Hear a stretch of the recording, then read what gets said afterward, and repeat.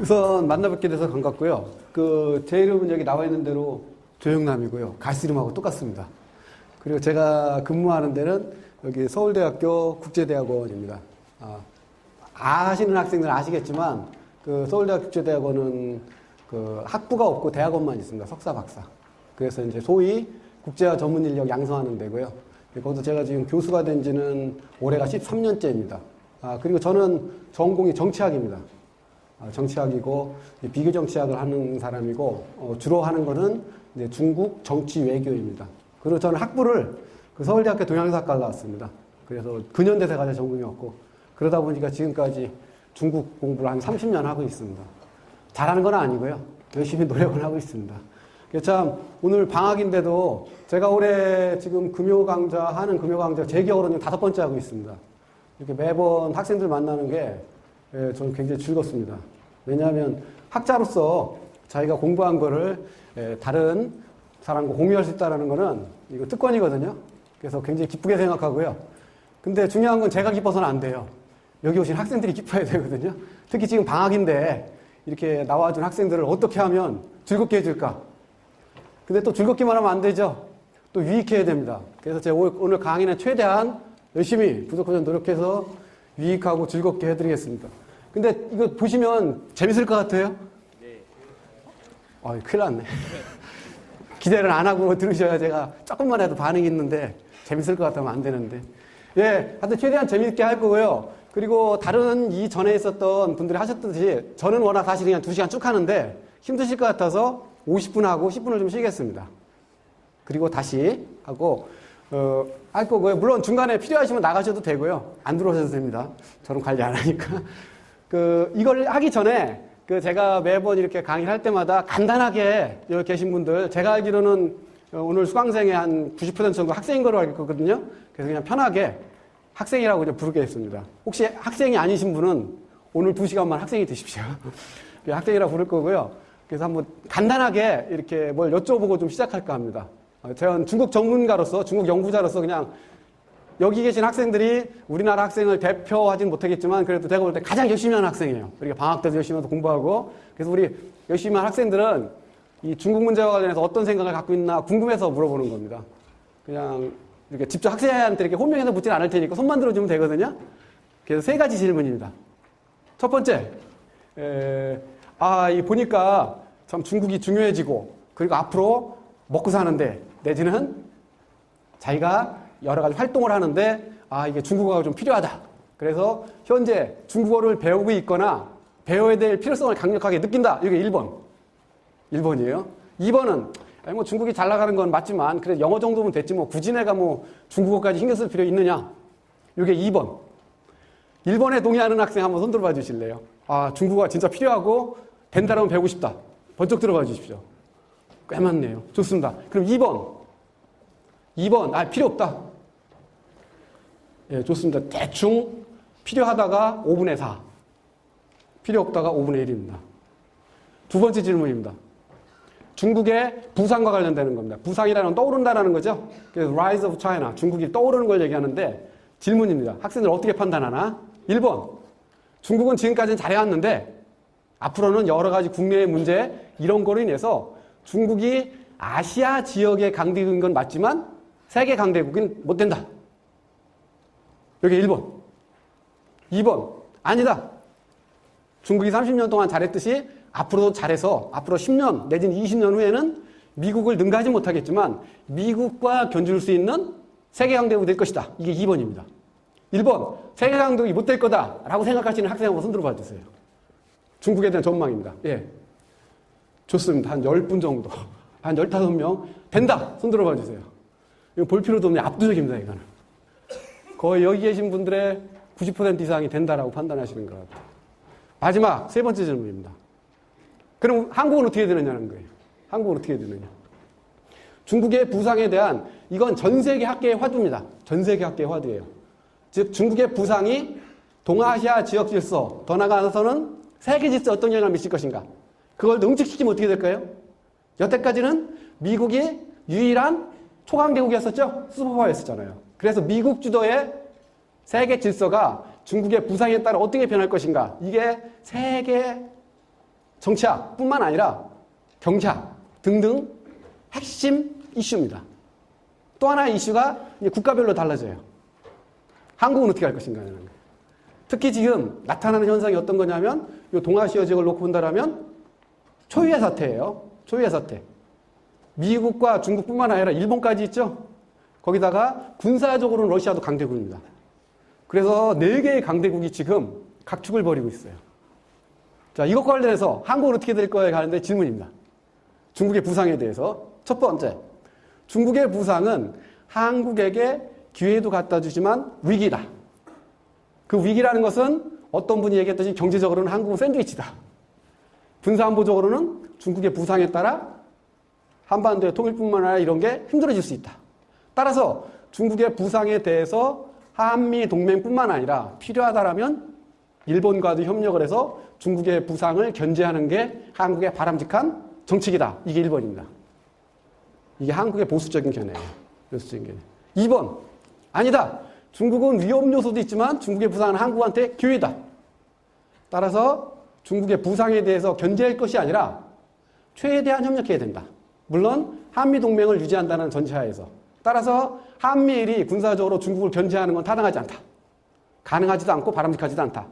오히려 중국을 미국만큼 중시해야 된다. 다시 말해서 한미동맹을 유지하더라도 중국과의 협력을 중시해야 된다. 이 2번입니다.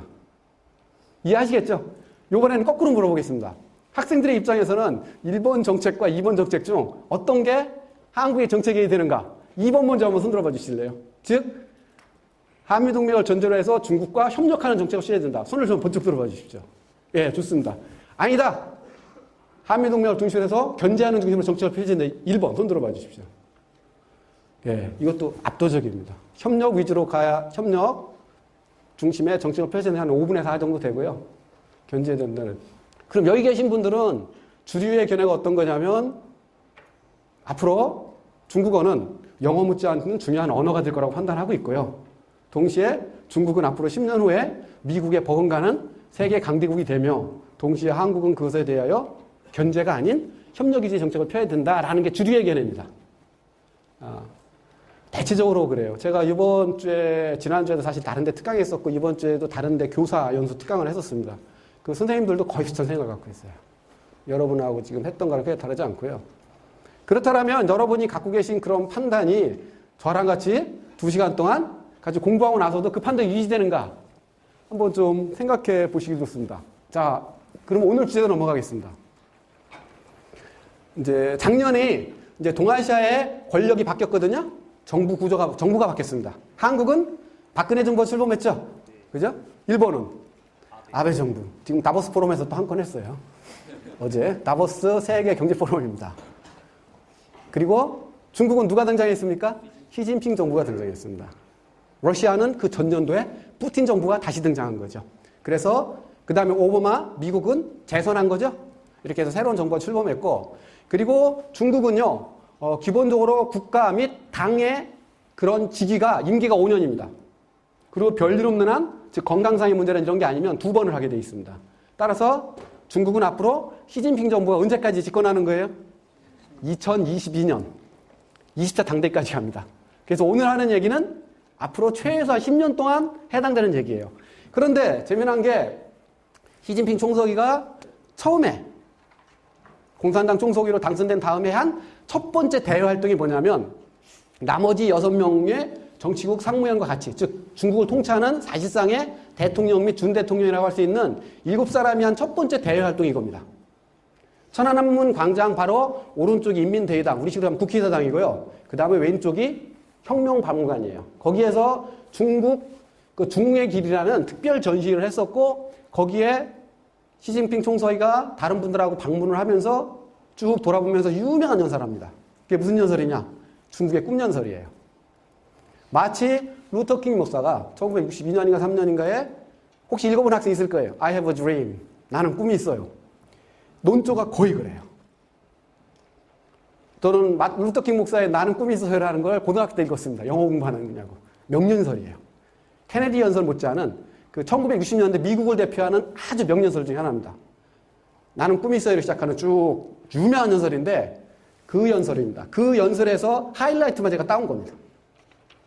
약 20분 동안 했고요. 이 연설을 요거를 편집을 해서 중국 전역에 걸쳐서 반복해서 보내주고 작년 1년 내내 중국에서 가장 중요한 키워드가 중국의 꿈입니다. 첫 번째로 뭐라고 했느냐면 첫 번째는 중국의 꿈이 무엇인가에 대한 규정입니다. 가장 중요한 꿈이 뭐라는 거예요? 국가가 잘 되는 거죠? 중화민족의 위대한 중국입니다. 두 번째로는 그걸 어떻게 이룰까에 관한 얘기입니다. 두 단계죠. 창당 100주년, 여기서 말하는 창당 공산당 1921년에 만들었어요. 창당 100주년이 언제예요?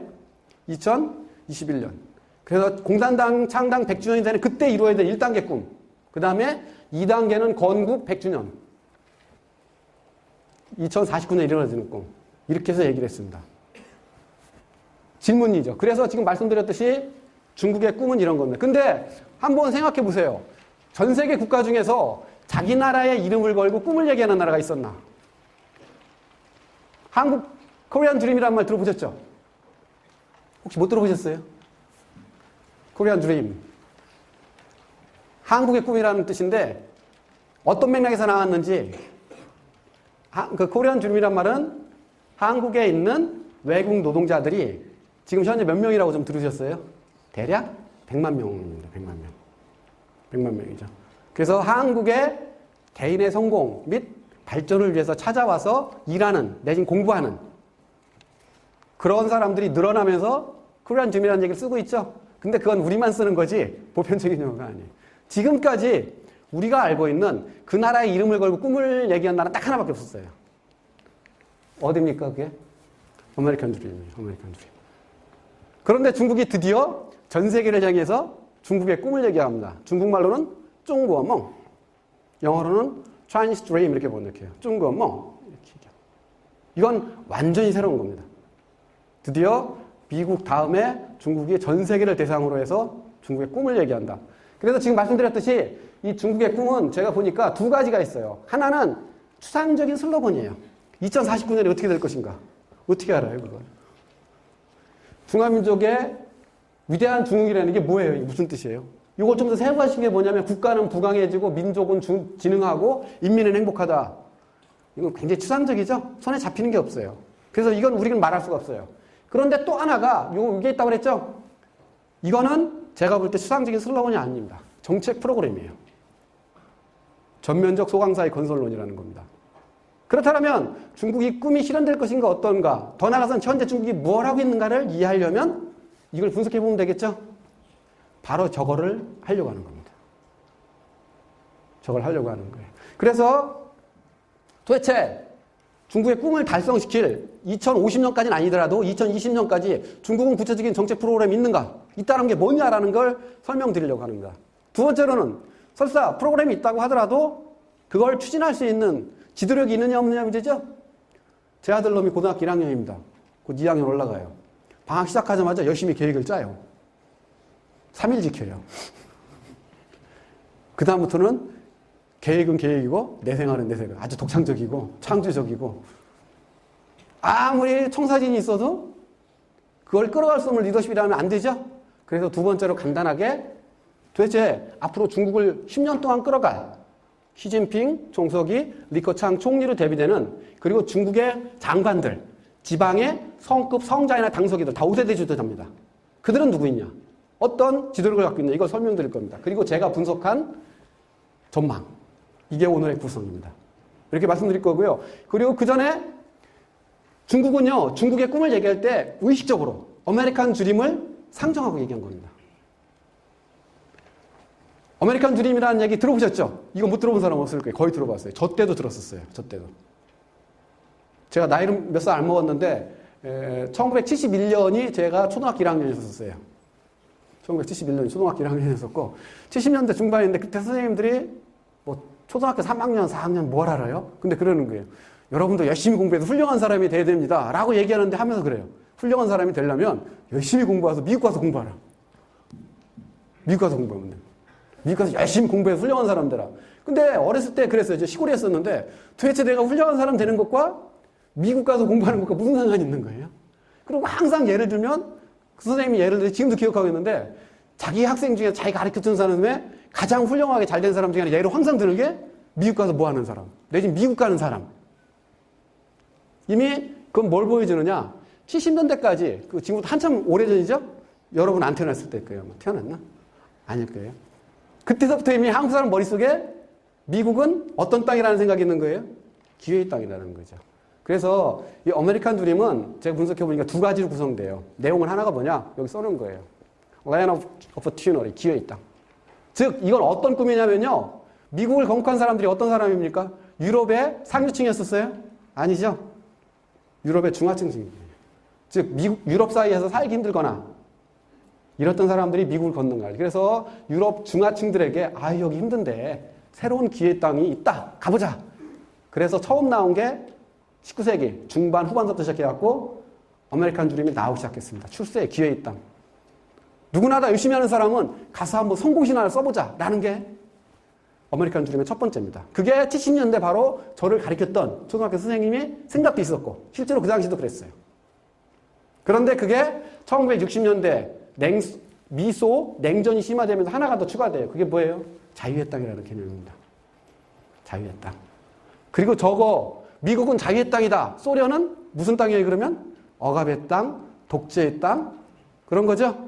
그걸 대비시켜서 미국이라는 나라를 가장 매력적인 상품으로 만들어 해외에 선전한 사람이 누구냐? 그게 바로 존 F 케네디예요. 존 F 케네디. 케네디 대통령이 누군지 알죠? 그리고 케네디 대통령의 영부인 제키 케네디라고 하는. 그래서 JF 케네디는 이성을 상징합니다. 이성적으로 어필한 거예요. 젊은 나라. 지구에 머물지 않고 달까지 개발하는 나라. 우주 개발하는. 그러면서 자유의 나라. 그러면서 제키는 낭만적인 나라. 꿈이 있는 나라. 희망이 있는 나라. 전 세계 최초의 퍼스트 레이디이면서 동시에 패셔니스타. 였던 제키. 이게 이제 미국을 상징하는. 그래서 그 이후부터는 아메리칸 드림은 기회의 땅이고 자유의 땅이고 인권의 땅인. 그러면서 그게 전 세계에 퍼져나가는 겁니다. 그리고서 저게 전 세계에 퍼져나간 다음에 소련이 언제 붕괴했습니까? 1991년.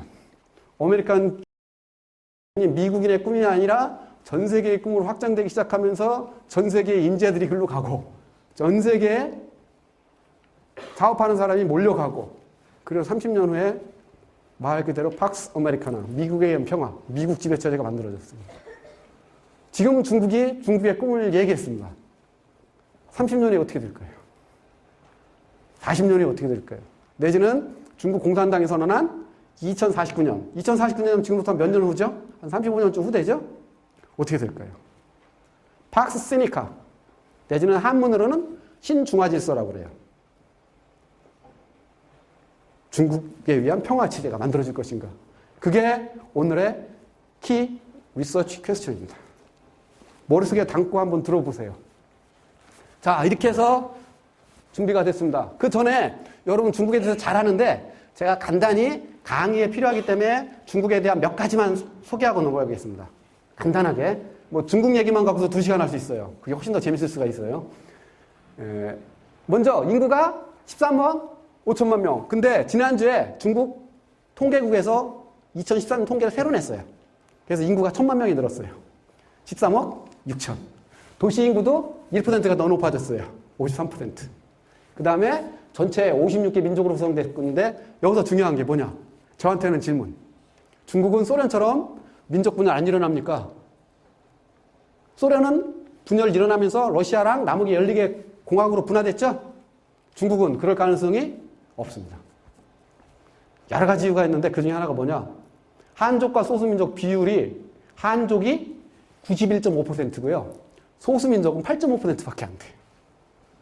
옛날 소련은 러시아 개 민족과 다른 민족이 거의 5대5 였었어요. 그런데 소수민족은 중국의 소수민족은 영토가 전체 영토의 60%를 차지합니다. 대충 아시죠? 티베트, 몽골, 신장 요런 데 오지에 오지. 다 오지. 그 다음에 옛날 소련에서는 그 소수민족이 거주하는 지역이 서유럽에 가까운 지역, 경제적으로 잘 사는 지역이 있었어요. 그래서 공산당이 더 이상 힘을 못 쓰고 공산당이 무너져서 전체 통제력을 잃었을 때 굳이 이런 나라를 붙들고 있어야 될 이유가 없어요. 더 나아가서 소수민족들이 왜 우리 돈으로 쟤네 먹여 살려야 되느냐는 거죠. 그런데 중국은 경제 중심이 어디입니까? 저 내륙이에요? 바닷가예요? 바닷가죠? 완전히 경제를 한쪽이 장악하고 있습니다.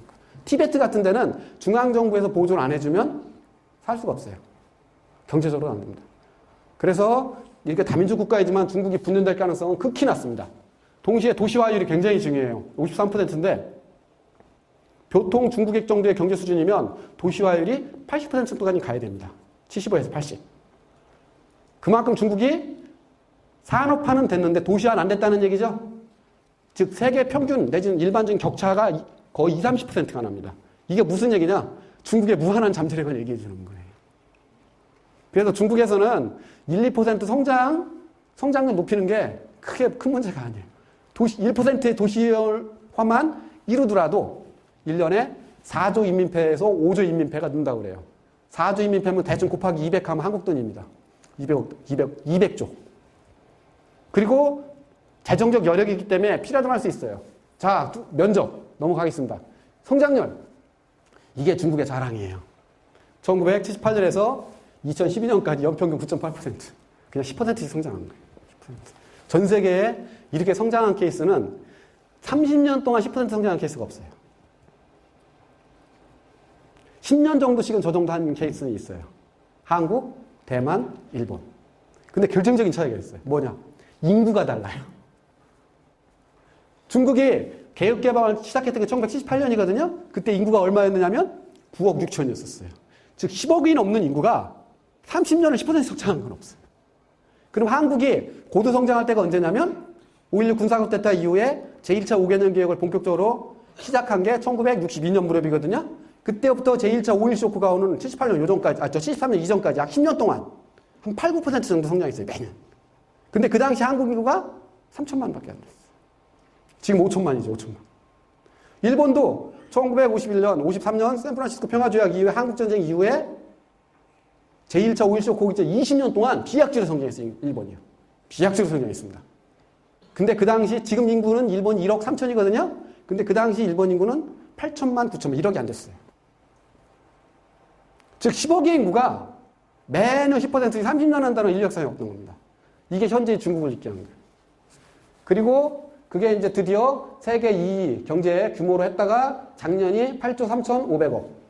지난주에 나온 인민폐로 된 통계가 나왔어요. 그걸 제가 국제 환율로 계산해 보니까 9조 4천억입니다. 9조 4천억. 2013년. 엄청난 겁니다. 9조 4천억. 7.10% 성장했거든요. 우리가 오늘 통계청이 발표했습니다. 작년 성장률이 얼마예요? 2.8%.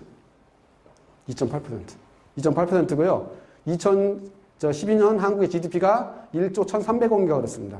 1조 1,300억에 대충 3% 성장했다고 하고 환율하고 물가까지 넣어야 되는데 그냥 복잡하니까 넣지 말고요. 그냥 하면 대략 2013년 한국의 GDP는 어느 정도 되겠습니까? 정확히는 계산 못 해봐도 1조 3천억 안 넘을 겁니다.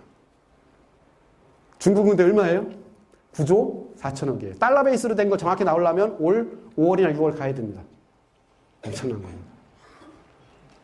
전 세계 GDP 크기로 10조를 넘은 나라는 지금 하나 나라밖에 없었어요.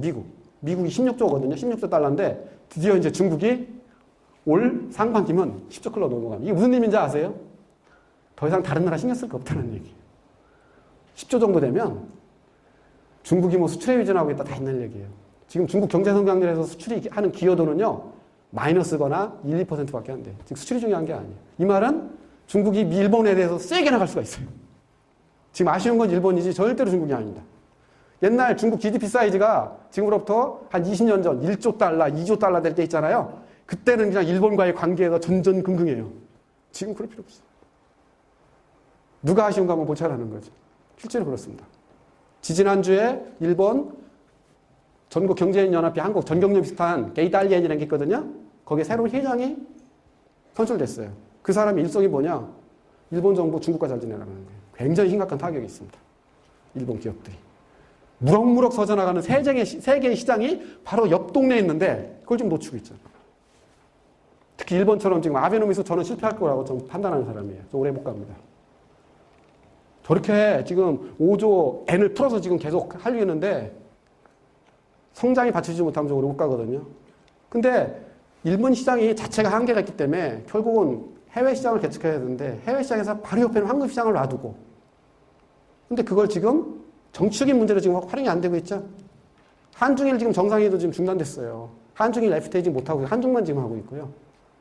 바로 중국의 힘입니다, 이게. 거기다가 외환 보유고 새로운 통계로 3조 6천억입니다, 지금. 2천억 더 늘었어요. 3조 6천억입니다. 엄청난 거죠. 한국이 3천억 달러 정도 돼요. 그 3조 6천억 중에서 1조 1천억이 미국 국채를 사주고 있습니다. 그래서 미국 국채의 최대 보유자가 중국이에요. 그 다음에 나머지 한 1조 정도는 증권, 기타 등등의 흔히 말하는 포트폴리오 투자를 하고 있어요. 그래서 약 2조가 넘는 돈이 중국에 가 있어요. 미국에 가 있어요. 이게 중국의 힘입니다. 이거 딱 보면 금방 느낄 수 있는 게 뭐예요? 더 이상 중국은요, 다른 나라에서 뭐 1억 달러, 2억 달러, 10억 달러 갖고 투자한다 해서 원하지 않아요. 중국의 고민이 뭔지 알아요? 이걸 어떻게 쓰느냐는 문제예요, 지금. 미국이 양적 완화 정책을 실시함으로써 최대의 피해자가 어디냐? 중국입니다. 그런데 왜 그럼 중국은 이렇게 엄청난 외환 보유고를 갖고 있느냐? 소위 말하는 경제 주권 때문에 그럽니다. 중국은 97, 98년 아시아 금융위기 배후에 미국이 있다고 생각하고 있어요. 따라서 중국 경제 주권을 지키기 위해서는 다량의 실탄, 현금을 갖고 있어야 된다고 판단하고 있어요. 그래서 저거 보유하게 되는 거예요. 부작용도 엄청 커요. 하루에 지금 몇 억 달러씩 지금 저 달러같이 떨어지면서 몇 억 달러씩 손해보게 돼요. 하루에. 그런데도 방법이 없습니다, 지금. 예, 요게 중국 경제 상황입니다. 요게 경제 상황이에요. 이제 요게 제가 이제 강의할 때 다 쓸 겁니다. 먼저 볼까요? 중국은요, 미리 말씀드리면, 결론적으로 말씀드리면, 2020년까지 실시할 정책을요, 2002년 16차 당대회 때 이미 결정했습니다. 다시 말씀드려서 중국의 국가발전 전략은 20년 동안 안 바뀌고 있는 거예요. 이거 어떻게 가능합니까, 이게? 이게 바로 중국의 힘이에요. 그러니까 일당제 국가, 권위주의 체제가 잘못 작용되면 어떤 현상이 발생하냐? 나라가 망해요. 중국은 그 경험이 있습니다. 그게 언제예요? 문화대혁명, 10년. 마오쩌둥이라는 사람이 자신의 가치관을 실현하려고 국민을 동원하고 결국 나라가 붕괴 직전까지 갔습니다. 그 당시 개혁개방을 막 시작할 때 덩시아오핑이 개혁개방을 한 거는 안 하면 공산당이 죽기 때문에 한 겁니다. 9억 6천만 중에서 2억이 진짜 아사 직전이었어요. 아사 직전, 굶어 죽기 직전. 그런 상태. 그걸 마오쩌둥이 했던 거죠. 마오쩌둥이 그걸 했던 거고, 그리고 이후에 그걸 다시 바꿔서 움직였던 건데, 그 전에 한번 여기를 볼까요? 이렇게 바꾼 중국의 정책이, 그러니까 2002년대 했던 게 2020년까지 갈 수 있는 것, 그걸 덩시아핑이 다시 시작한 거거든요. 우연이 아니에요. 이걸 먼저 설명드리겠습니다. 그거에 반해서 일본이 힘들었던 이유 중에 하나는 자주 바뀌는 거예요. 자주 바뀌는 거예요. 즉 중국이, 일본이 최근 6, 7년 동안 보면 총리가 평균 1년 4개월 만에 하나씩 바뀌었어요. 지금 아베 신조는 다행히 3년은 갈 겁니다. 중의원 참여한다 했고, 그리고 총리가 1년 반 만에 하나씩 바뀌면 어떤 일이 발생해요? 정책 지수성이 확보가 안 되죠?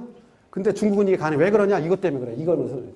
중국은요, 항상 새로운 지도부가 4세대, 5세대, 6세대 등장하는데 한 지도부가 들어오면 10년을 통치한다고 그랬죠? 할 때 새로운 지도부가 등장한다고 해서 그 사람들이 정책을 마련하는 것이 아니라 전임 지도부와 같이 마련합니다.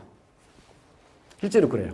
단적인 예로 2012년 11월 달에서 18차 당대회 때 있었던, 그때 정치보고를 했던 사람, 정치보고는 뭐 하는 거냐면요, 과거 10년 동안 일을 평가하고 앞으로 5년 동안을 제시하는 거예요. 그걸 누가 했느냐 하면 시진핑이 했어요? 아닙니다.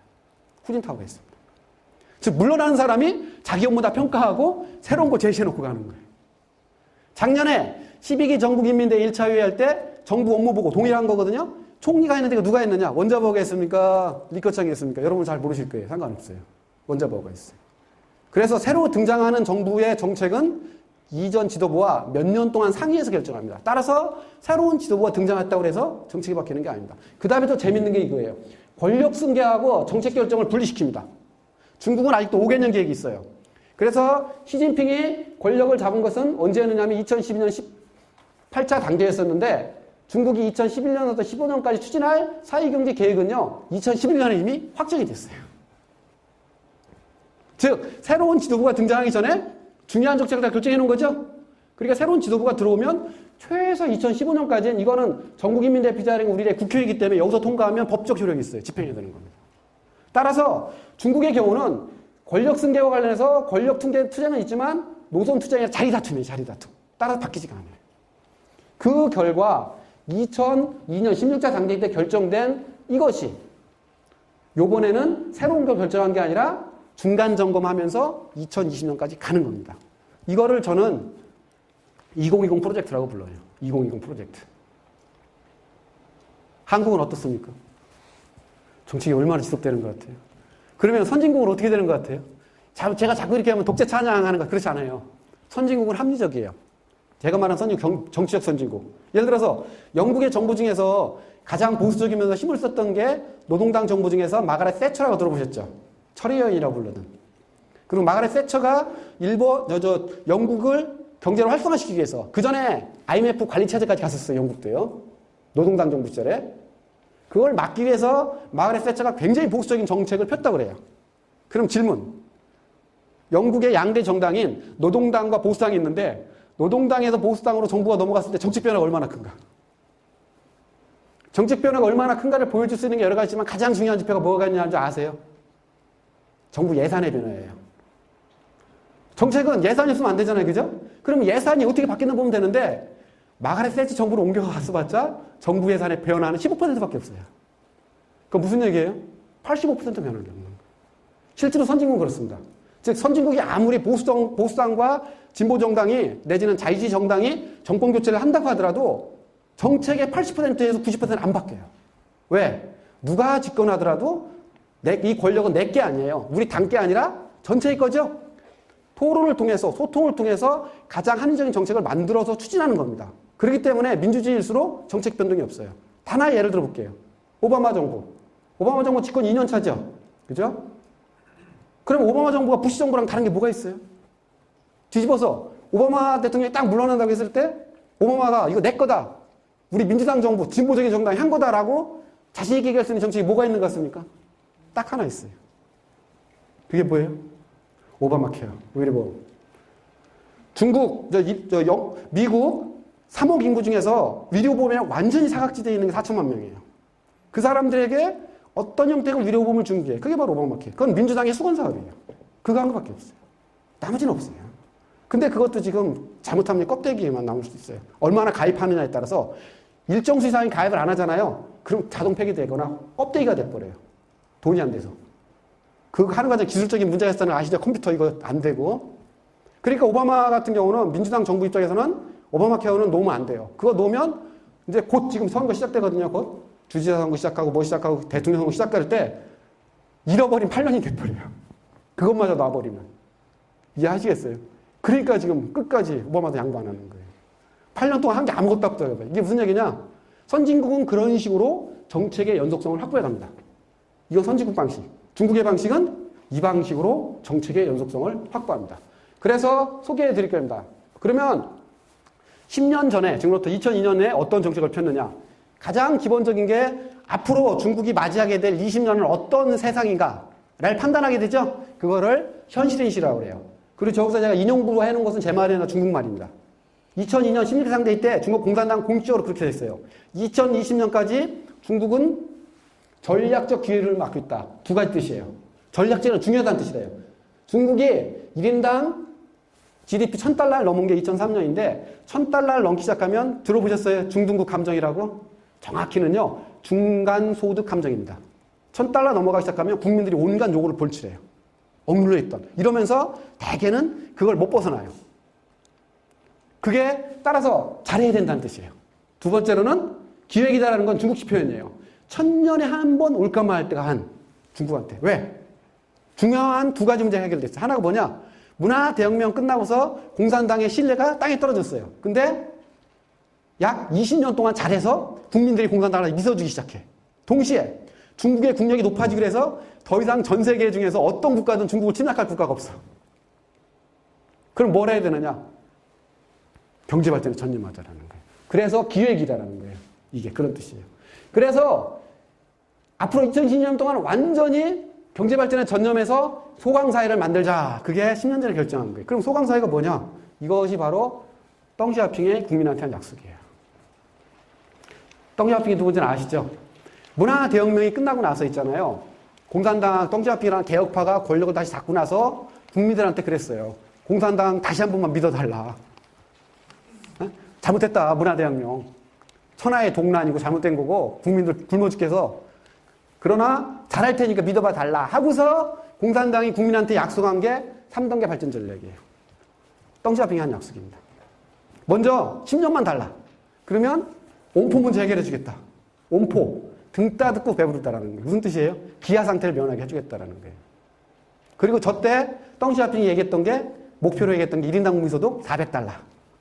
달성했어요. 그 다음에 다시 10년만 달라. 그러면 여러분들한테 그럭저럭 밥 먹게 살게 해주겠다. 소강. 조금 편안하는 거지 편안할 강자잖아. 이렇게 해주겠다. 그리고 덩시아핑이 약속한 게 1인당 국민소득 800달러. 달성했어요. 그리고 나서 다시 50년만 주면 2049년 건국 100주년 때 1인당 국민소득 4,000달러로 올려주겠다. 약속했어요. 근데 중국 1인당 국민소득 4,000달러 언제 달성했어요? 2010년에 달성했어요. 덩시아핑이 약속한 거를 40년을 땡긴 거예요. 그래서 이미 2000년에 중국은 소강사회, 그럭저럭 먹고 사는 사회가 달성이 됐다는 뜻이에요. 근데 문제는 뭐냐? 문제는 뭐냐? 경제는 발전했는데 나머지가 발전을 안 했다라는 거예요. 그래서 앞으로 2000년서부터 2020년 때까지 경제뿐만 아니라 다른 것도 함께 발전하는, 그래서 전면적으로 발전하는 정치, 경제, 사회, 문화, 환경까지 하는 그런 사회를 만들자. 이게 바로 그때 정했던 겁니다. 그리고 그게 중국의 꿈의 1단계. 그리고 2012년 11월 요번에 요걸 그대로 다시 확인해주고 하나만 숫자로 표시한 걸 다시 제시했어요. 숫자로. 2020년에 이거 이루겠다. 요걸 제시했어요. 그게 뭐예요? GDP 및 주민소득 2010년 기준으로 해서 2020년에 다시 요거 2배로 높이겠다. 그럼 어떻게 되느냐면 요걸 하려면은 연 7에서 7.5%, 7%만 성장하면 돼요. 그러면 2020년 되면 중국 GDP가 얼마가 되느냐? 20조 달러가 돼요. 20조 달러. 그러면 미국과 같아져요. 그 다음에 1인당 GDP가 12,000달러. 아, 미국과 비슷해지는 게 무슨 뜻이냐면요. 미국도 성장을 하는데 약 3% 성장을 잡은 겁니다. 16조에서 3%씩 잡으면 120조 달러 됩니다. 2020년 되면. 중국은 7에서 7.5% 성장을 하면 20조 달러가 넘습니다. 그러면 같아진다라는 거예요. 왜 그러냐면 성장률이 떨어지기 때문에 그렇습니다. 지금 미국 성장률이. 지금 미국, 다행히 조금 미국 경제가 좀 나아지고 있거든요. 그래도 3% 선입니다. 선진국에서 3% 선 성장하면 잘하는 거예요. 지금 한국은 문제예요. 잠재 성장률이 3%가 넘는데 그 잠재 성장률이 못 끌어올리고 있어요. 작년 2.8%가 문제 있는 거거든요. 그러니까 미국은 보통 해도 3% 선이 적절한 겁니다. 그렇게 해서 계산했을 때 저렇게 되는 겁니다. 요게 요번에 다시 한 겁니다. 그리고서 이것도 역시 10년 전에 결정한 겁니다. 앞으로 2020년 때까지 중국이 하겠다라는, 즉 전면적 소강사회를 건설하겠다고 한 5대 국정방침이 이겁니다. 이제 여러분은 아신 거예요. 지금 중국 정부가 어떻게 국가발전 전략을 짜고 있는가. 5가지입니다. 정치는 법치예요. 민주가 아니에요. 중국은요, 어떤 학생들이나 어떤 분은 그런 얘기를 해요. 중국은 1978년 이후 지금까지 경제개혁, 사회개혁을 했는데 정치개혁은 안 했다. 맞는 얘기예요? 맞는 얘기입니까? 틀린 얘기입니다. 하나만 질문을 던져볼게요. 마오쩌둥 시기에 그러한 식의 1인 독재체제, 개인승배체제, 관료주의 체제, 동원식 정치체제, 이런 체제가 세계화 시대에 시장경제체제에서 살아남을 수 있을 것 같아요? 더 나가서 어떤 한 나라가, 인구 10억인 나라가 10% 경제성장을 1년 동안 하면 그건 우연일 수 있어요. 그죠? 우연히 잘할 수 있어요. 2년 하면 그것도 우연일 수 있어요.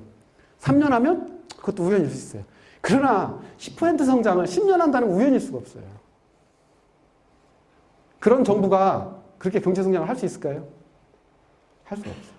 그럼 뭐냐? 정치개혁도 경제개혁만큼 엄청나게 일어났어요. 단, 상식적으로 알고 있는 정치개혁과 근본적으로 다른 거예요. 이게 무슨 얘기냐? 정치개혁은, 내지는 정치발전은요, 크게 2가지가 있어요. 하나가 뭐냐? 국민을 정치의 중심으로 세우는 개혁. 그게 민주화예요. 소위 말하는 민주화 개혁. 민주화를 하려면 어떻게 해야 돼요? 가장 중요한 게 직접 선거죠? 직접 선거. 직접 선거를 하게 되려면 다당제를 해야죠. 그 다음에 직접 선거라고 다당제를 하려면 언론, 출판, 결사의 자를 보장해줘야죠. 이런 걸 통칭하기로 뭐라고 불러요? 민주화예요, 이게. 그리고 1974년 포르투갈에서부터 시작해서 전 세계 민주화 물결이 휩쓸었어요. 마지막으로 한 게 1991년 소련의 붕괴예요. 한국의 민주화가 일어난 게 몇 년이에요? 1987년이죠. 민주화 물결, 저 세계 민주화 물결, 그걸 제3의 민주화라고 사뮤엘 헌팅턴이라는 하버드대학 교수 지금 돌아가셨습니다. 그분이 이름을 붙였어요. 그때 전 세계적으로요, 약 100개에 가까운 나라들이 소위 제3의 민주화 물결을 탔어요. 이게 하나예요. 그러다 보니까 마치 우리는 정치개혁하면 뭘 뜻해요? 민주화 이렇게 되는 거죠? 근데 그렇지가 않아요. 또 하나가 있어요. 그래서 민주화 개혁은 뭐냐? 간단히 표현하면 국민을 정책결정의 중심으로 내지는 최소한 정책결정자를 뽑을 수 있는 권한을 부여하는 거죠? 그게 민주화예요. 그러면 정치개혁은 또 하나가 뭐가 있느냐? 그게 아니라 정치제도화라는 게 있어요. 정치제도화는 뭐냐? 간단히 표현할게요. 국가가 국가다워지는 거예요. 경찰이 경찰다워지고 군이 군다워지고 법원이 법원다워지고 이걸 좀 더 어려운 정치학 용어로 얘기하면 뭐라고 하느냐면요. 정치체제가 그게 민주국가인지 권위주의국가인지 상관 안 합니다. 정치체제가 국민들이 필요로 하는 정치적인 것, political goods, 정치제를 공급해 주는 것. 이게 정치제도화예요. 여러분은 지금 대한민국 국민이죠. 국가한테 여러분이 가장 원하는 게 뭐예요? 지금 학생들 대부분은 다는 아니에요. 대부분 두 가지 생각이 있을 거예요. 지금 절실한 거. 두 가지. 하나 뭐예요? 좋은 직장 잡는 거. 그죠? 또 하나는 멋있는 여자친구. 아니 멋있는 남자친구. 두 개예요. 물론 여러분 중에서는 독수리 오형제의 심정으로 조국의 대한반도의 평화를 위해서 전 세계의 비핵화를 위해서 지금 저기 우크라이나에서 발생하고 있는 시위, 네? 방글라데시 시위, 타일랜드의 시위를 어떻게 하면 국제적으로 해결할까? 지금 스위스에는 뭐가 일어나고 있어요? 시리아 내전 종식시키기 위한 효의가 지금 열리고 있어요. 그러나 국가한테 일반적인 국민들이 원하는 건 되게 이렇게 정해진 게 있어요. 가장 최소한 그게 국가라면 나한테 해줘야 될 게, 국민이란 나한테 해줘야 될 게 뭐가 있을까요? 가장 중요한 게 뭐예요? 안전이에요. 첫 번째는. 외적으로부터 나를 못 지키는 게 국가입니까? 그렇지 않아요? 그게 민주주의건 권위주의건 상관없어요. 일단 나를 지켜줘야 될까요? 외적으로부터. 첫 번째. 정치제에서 첫 번째 항상 안전을. 그 다음에 밤거리에 나다닐 수가 있어야죠. 내가 재산을 축적하면 남이 뺏어가면 안 되죠? 그게 법질서. 이거 국내 치안이라고 하죠? 또 뭐가 있어야 될까요? 최소한의 복지는 제공해줘야 돼요. 교육, 의료, 주택, 그 다음에 기반시설, 인프라라는 거 있죠? 이런 게 있어요. 그리고 또 뭐가 있어야 돼요? 자유, 인권, 이런 게 있어야 돼요. 이게 다 정치제예요. 정치제도화라는 건 뭐냐? 정치체제가 이런 거를 잘 공급해 줄 수 있도록 발전해가는 과정이 이게 또 하나의 정치개혁의 목표예요. 근데 많은 사람들이 이걸 몰라요. 그리고 이건 표가 안 나요. 정치민주화는 금방 표가 나요. 왜? 뒤집어 엎어지잖아요. 그죠? 그래서 정치민주화 중에서 선거민주주의는 있잖아요. 2년이면 돼요. 다당제 허용하고 선거하고 그러면 되잖아요. 문제는 정치제도화는 그렇다고 이루어지지가 않아요. 정치제도화는 아무리 빨라도 보통 10년, 보통은 20, 30년 걸려요. 간단히 표현할게요. 한국이 더 이상 군사쿠데타의 위협으로부터 완전히 해방된 게 언제 같아요? 어린 학생들은 잘 모르시죠? 다시 말해서 이번 선거에서 또 군이 비통하면 어떡하지? 에? 특정 후보자에 대해서 현역 군인이건 퇴역한 군인이건 저 사람이 대통령 되면 우리는 못 받아들여. 이런 얘기 안 한 지가 언제 된 것 같아요? 얼마 안 됐어요. 분명히 말씀드릴 수 있는 건 92년 선거 당시에도 군 원로들이 그런 얘기를 했어요. 저 사람이 누가 당선이 되면 우리 군은 못 받아들인다. 길게 잡아야 20년이 안 됐어요. 지금 태국이 있잖아요. 태국 아시죠? 무슨 일이 벌어지는지. 저건 진짜 말이 안 되는 거예요. 잉낙 시나와트 정부가 어쨌든 선거로 뽑힌 정부잖아요. 그죠? 그러면 시위를 하면 뭔가 대안이 있어야 되잖아요. 근데 지금 반대파가 요구하는 게 뭐냐면 국가 비상위원회를 설치하라는 거예요. 무조건 물러나라는 거예요. 그 CNN에서 어제 그저께 하는 걸 봤어요. 그 야당 지도자, 그 반대 세력 지도자 물어봤어요. 저 사람은 지금 현 정부는 국민이 선거로 뽑은 정부고 니네가 말하는 스테이트 카운슬이라는 비상 국가위라는 것은 국민의 위탁도 받고 아무거나 있는 게 말이 되느냐? 그러니까 말이 된다라는 거예요. 왜 말이 되느냐? 국민이 원한다예요. 그러니까 CNN 기자가 물어봤어요. 어떤 국민이 원하냐고. 그러니까 그 야당 지도자가 손을 딱 들더니 쭉 들르는 거예요. 저기 이제 내 뭐라고, 내 주위에다. 그게 말이 된다고 생각하세요? 결국 뭘 원하는 거예요? 그렇게 하면 군이 개입합니다. 전에도 그렇게 했어요. 지금 제가 헷갈리는데 지난 1945년에 태국이 군사 쿠데타가 18번, 19번 일어났어요. 최근에도 2번 군이 개입한 적이 있어요. 그럼 정권 무너지고 국왕이 아예 그냥 됐어 하고 선거 다시 하는 거죠. 이건 말이 안 되는 거예요. 말이 안 돼요. 결국 이런 문제 태국에서 또 이집트 아시죠? 이집트 지금 피플스 파워에서 무너졌잖아요. 군사정부가. 무바락 정부 물어나고 다시 세웠는데 지금 다시 또 무너졌죠? 민주화는 된 것 같은데 뭐가 안 되는 거예요? 제도화가 안 되죠. 정말 어려운 게 그거예요. 근데 재미난 게 아시아에는요, 2가지 모델이 같이 있어요. 민주화를 통해서 성공한 케이스와 제도화를 통해 성공한 케이스. 제가 말한 성공은 그런 거예요. 경제도 지속적으로 성장하고요. 사회적인 안정과 정의도 지켜지고 민주주의도 달성되는 아주 세계의 모범 국가가 있어요. 아시아에. 어디겠습니까? 한국이에요. 자랑스럽게 얘기할 수 있어요. 그리고 또 하나가 대만이에요. 지금 말씀드렸죠? 1974년에서 91년까지 제3의 민주화 물결 중에서요, 전 세계 학자들이 조사해보니까 약 100개가 이행을 했어요. 그 중에서 성공한 케이스가 딱 20나라예요. 그 중에 가장 성공한 나라 중에 하나가 한국하고 대만이에요. 근데 유감스러운 건 아시아에는 민주화는 안 돼 있는데 성공한 또 케이스가 있어요. 제도화를 통해서. 어디예요? 싱가포르하고 홍콩이에요. 홍콩은 지금 홍콩의 행정수반을 누가 임명해요? 중앙정부에서 임명해요. 홍콩 사람들이 뽑질 않아요. 싱가포르는요. 싱가포르 집권 여당이 영어로는 People's Action Party, 중국어로는 인민행동당이라고 그래요. 1954년에 창당됐고요. 지금까지 집권 여당이에요. 리콴유라고 들어보셨죠? 옛날에 그거 만들었던 분이고 지금은 고문장관을 했는 분이에요. 그리고 야당 국회의원이 지금 3-4명밖에 없어요. 싱가포르는 정권이 바뀔 가능성 없어요. 근데 아시아에서 5만 불 넘은 나라, 2012년에 1인당 무도 5만 불 나라가 싱가포르예요. 2012년에 1인당 무도 5만 불 넘었어요. 아시아에서 선진국 대우해주는 게 일본, 홍콩, 싱가포르죠? 그런데 싱가포르는 조사하잖아요. 공무원도 부패지수. 세계에서 부패가 가장 없는 나라. 행정효율 가장 높은 나라. 아시아에서 경제성장률 가장 빠른 나라 중에 하나. 이게 싱가포르의 성과예요. 이 나라는 민주국가는 아니에요. 보통 연성 권위주의 국가라고 해요. soft authoritarianism이라고 불러요. 이 2가지 모델이 있어요. 그럼 중국은 처음부터 뭘 모델을 냈느냐? 30년 전부터 싱가포르 모델을 합니다. 싱가포르. 특히 싱가포르는 지금 싱가포르 인구가 도시국가예요. 조그만. 인구가 530만이거든요. 인구의 80%가 화교예요. 즉 같은 중국계예요. 그래서 덩시아핑서부터 시작해서 지금 시진핑까지 이 중국 지도자들, 정치 지도자들, 그리고 지식인 다수가 원하는 중국 국가의 모델, 롤 모델은 싱가포르. 그리고 바로 싱가포르이 법치의 대명사예요. 근데 저기서 말하는 법치는요, 그 2가지가 있는데, 하나는 영미식 법치 개념이라고 해요. 내용을 따지는 거예요. 즉, 법은 왜 존재해요? 우리의 권리를 보장시켜주는 거죠?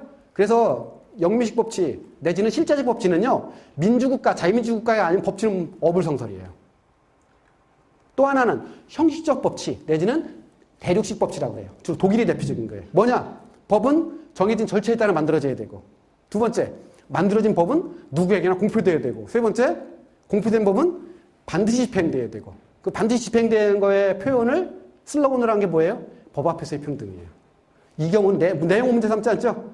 아마 학생 여러분이 알고 있는 법치 내용 있잖아요. 바로 그거. 싱가포르. 그래서 이걸 하겠다라는 거고, 바로 이거는 1, 2년에 걸쳐 이루어지는 게 아니라 장기간에 걸쳐 이루어지기 때문에 보이지가 않는 거예요. 그러니까 중국 정치개혁 안 했다 이렇게 돼버려요.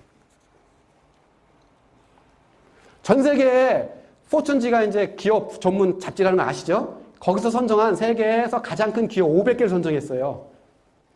그 중에서 495개가 중국에 투자를 했어요. 그러면 맨날 부정부패만 있고 되는 것도 없고 안 되는 것도 없고 뭐 커넥션, 관시로 다 되고 이러면 투자하겠어요?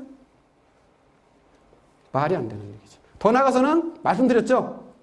인구 10억이 넘는 나라가 매년 30% 가까이 성장할 수 있는 원동력은 정치개혁 때문에 가능했던 거예요. 법치 때문에. 그리고 시간 순서에서 더 이상 말씀 안 드리는데 경제성장을 좌우하는 것, 경제성장에 영향을 미치는 것은 정치 민주화가 아니라 정치 제도화입니다. 간단히 표현해서 2012년에 한국 기업 중에서 2개가 중국에 대규모로 투자했어요. 하나가 삼성전자, 서안에 있는 삼성탕 77억 달러 투자했습니다. LG가 광주에 40억 달러 디스플레이 공장 투자했어요. 그러면 삼성이 이거 삼성이거든요. 삼성인데 거기에 77억 달러 투자할 때 성장을 선거로 뽑는지 안 뽑는지 관심 있을까요? 관심 없어요. 중요한 건 뭐예요? 제도가 얼마나 법제도 갖춰져 있느냐, 인프라는 얼마나 제대로 깔려 있느냐, 양질의 노동력이 있느냐 없느냐, 시장 잠재력은 있는 그 문제죠. 결국 경제 성장을 좌우하는 것은 정치 민주화가 아닌 정치 제도화고요. 중국이 그것 때문에 가능했던 거고 이건 위식적인 겁니다. 그래서 2020년까지 중국은 민주화할 생각이 아예 없어요. 그럼 뭘 하느냐? 계속 정치제도화 우선을 가겠다 하는 겁니다. 그리고 나머지 경제성장 방식을 양적 성장에서 질적 바꾸로 바꾸는 전환, 민생 문제 개선 이것 다 설명할 것 때문에 넘어가는 겁니다. 과거 10년 후진타오 정부가 가장 중의적이었던 거 하나만 얘기하면 국민생활 개선이에요. 앞으로 시진핑 정부가 10년 동안 가장 중시할 정책 하나만 얘기하면 민생입니다. 국민생활 개선. 사회적으로는. 그 다음에 문화 드디어 소프트파워 얘기하고 있고 중국 더 이상 돈 많은 졸부가 아닌 문명 대국이라는 얘기를 하고 있는 거고요. 마지막으로 외교적으로는 미국의 견제를 뚫고 평화적으로 미국이 견제할 수 있는 강대국이 되는 것. 이게 5가지가 키워드입니다. 여러분이 이제 시진핑 정부의 핵심 국정 방침을 정확히 이해하시는 거예요. 그래서 제가 보기에 중국이 생각하기는 결국 중국의 꿈을 한 단어로 얘기하라. 그러면 이겁니다. 싱가포르형 국가를 중국 대륙 건설하는 것. 누이 좋고 매부 좋아요. 왜? 공산당은 권력을 잃겠습니까? 안 잃겠습니까? 안 잃어요. 인민행동당이 권력을 갖고. 그 다음에 국민은 더 사역이 좋아지죠? 더군다나 싱가포르가 없는 게 중국 갖고 있어요. 그게 뭐예요? 세계적인 지위. 세계적인 지위. 싱가포르는 아무리 해봤자 인구가 530만 밖에 안 돼요. 그렇기 때문에 국제사에서 힘이 없어요. 중국은 그렇지 않죠? 세계 5대 핵무기 보유국이에요. 그 다음에 미국과 더불어 이제 세계 외교, 국제 질서의 좌지우지를 쓰는 군사력을 갖고 있죠? 이러니까 싱가포르가 없는 하나까지 더 들어가 있는 거죠. 이게 중국이 생각하고 있는 꿈이에요. 이거 하나하나를 부연 설명을 하겠습니다. 먼저 그 덩시아핑이 처음 집권했을 때 1978년 이후에 2000년까지 약 23년 동안에요. 중국의 기본적인 기조는 경제성장 최고예요. 무조건 경제성장. 빈곤은 사회주의가 아니다. 그리고 덩시아핑이 아주 유명한 말들이 많아요. 그 중에 하나가 저는 이제 이렇게 얘기하는 게 대표적인 것들이 그런 거죠. 빈곤은 사회주의가 아니다. 또 경제성장이 최고의 정치다. 이런 얘기들. 그래서 20년을 앞만 보고 달려왔어요. 이게 선불원이라는 게 뜻이냐 먼저 부유자가 되는 게 정당하고 올바르다. 덩시아핑이 한 말이에요. 그리고 그거를 이제 이렇게 경제발전이 최고의 도리다. 덩시아핑이 한 말이에요. 인용한 거는 다. 이렇게 파장스 잉다우리. 뭐 경제발전이 보는 거죠. 그래서 덩시아핑 이론을 한마디로 얘기하라. 덩시아핑 이론이 뭐냐? 간단히 얘기하면요. 공산당 일당제의 경제발전을 추구하는 이론이에요. 그거예요. 그렇게 얘기할 수 있어요. 그러면 덩시아핑의 외교 전략은 뭐냐? 국내의 경제발전에 전념할 수 있는 환경을 만드는 게 외교예요. 그런 거예요. 그런데 2000년 들어와서 갑자기 후진타 시대에 바뀌기 시작해요. 그러면서 이것도 똑같이 덩시아핑이 한 말인데 공동부유, 같이 잘 살아야 된다. 라는 거로 바뀝니다. 정책이. 그리고 이게 지금도 이어지고 있어요. 그래서 후진타오를 이어서 시진핑 때도 공동부유, 즉 이걸 하기 위해서는 소득, 재분배, 민생 개선을 해야죠. 제가 아까 말씀드렸죠. 후진타오 2002년부터 2012년까지 10년 동안 가장 중요한 정책이 민생이라고 그랬죠. 왜? 공동부유가 새로운 국가 방침, 방향으로 설정됐기 때문에 그렇습니다. 그리고 이렇게 될 수밖에 없었던 건 심각한 사회 문제 때문에 그래요. 이제 제가 쓰는 용어입니다. 4대 격차. 전 세계에 있을 법한 격차는 중국에 거의 다 있어요. 하나만 빼고. 남녀 격차. 중국은 사회주의 국가이기 때문에 우리가 생각하는 것보다 최소한 도시 지역에서는요, 여권이 굉장히 셉니다. 여권이 굉장히 세요. 우리랑 다르면서. 그래서 다른 민족끼리 결혼했을 때 가장 잘 사는 케이스가 어떤 거냐면 중국 남자랑 한국 여자랑 결혼하면 잘 산대요. 중국 남자들은 집에 와서 빨래하고 밥하고 다 해요. 요리는 특히 남자들이에요. 일요일 날 여자친구도 자기 부인 친구들이 놀러 왔다고 남편이 다 이거 해주고 그러니까 한국인이 감동스럽죠. 그 다음에 중국 여자들은 집에서 잘 안 해요. 대신 있어요. 가계 부담이랑 거기 같아요. 여자들 똑같이 남자랑 돈 벌어야 되고요. 사회활동 같이 해요. 근데 한국 여자랑 결혼하면 최소한 남편 밥은 가끔 해주잖아요. 자주는 안 해줘도. 그게 고마운 거예요. 네? 밥은 가끔 해주고, 가끔 챙겨주고, 이게 얼마나 고마워. 그래서 국제결혼에서 가장 잘 사는 케이스, 반대의 경우는 힘들어지는 거예요. 네? 중국 여자랑 한국 남자랑 만나면 굉장히 힘들어져요. 근데 뭐 사랑은 다 극복할 수 있으니까. 그래서 그거 빼곤 나머지 있을 수 있는 격차는 다 있어요. 네? 도농 격차, 지역 격차, 계층 격차 비율 한번 볼까요? 중국에서 광역자치단체, 즉 성급이라고 그래요. 가장 잘 사는 동네가 지금으로부터 이제 10년 전 얘기예요. 중국 통계입니다. 가장 잘 사는 지역이 상해시예요. 가장 못 사는 데가 귀주성이라는데 1인당 국민의 몇 배냐? 10배 차이예요. 이건 한 나라가 아니에요. 그래서요, 10년 동안 서부 대개발이라고 그래갖고 매년 3천억 인민폐에 국채를 발행해서요, 중부, 서부 못 사는 지역에다가 개발을 시키려고 돈을 엄청나게 투자했어요. 그래서 10년 지났더니 많이 줄었어요. 그게 5배 차이예요. 저건 통계니까 약간 과장된 면도 있겠죠? 근데 어쨌든 굉장히 심각한 겁니다. 그래서 나 중국 갔다 와서 중국 안다. 그러면 거짓말이에요. 하나의 중국이지만 4가지 세계가 있어요. 연해지역, 저 내륙지역은 완전히 별천지예요. 상해 있잖아요. 작년 1인당 국민소득이 상해 인구 참고로 얼마냐면 2,200만이에요. 대한민국 인구가 얼마예요? 5천만. 상해가 2,200만이에요. 상해 1인당 국민소득이 18,000달러예요. 우리가 작년에 22,000달러 했거든요. 근데 PPP라는 거 알죠? 구매력 지수. 그거로 계산하잖아요. 그럼 상해가 우리보다 높아요. 한국보다. 물가가 한국이 중국보다 비싸니까. 이해하시겠어요? 그래서 상해 가면 이게 상해야 이렇게 되는 거예요. 이게 상해요. 이게 중국이야. 그런데 상해만 보고 중국이다 그러면 안 돼요. 졸리시는 것 같아갖고 시간이 없는데 여담을 제가 이제 중국을 연구하기 시작했고 제가 서울대학 교수된 게 2002년 봄에 교수가 됐습니다. 근데 이제 제가 맨날 중국만 하고다 보니까 음으로 양으로 나쁜 놈도 좀 영향을 받아갖고 이제 또 좋아해서 중국을 데리고 갔어요. 그래서 북경을 2번 갔었고 상해를 1번 갔었고 광주를 1번 갔어요. 특히 상해를 갔을 때는 아들이 그러는 거예요. 이게 중국이냐고. 이게 도대체가 이게 중국이냐고. 혹시 가보는 학생들이 있어요.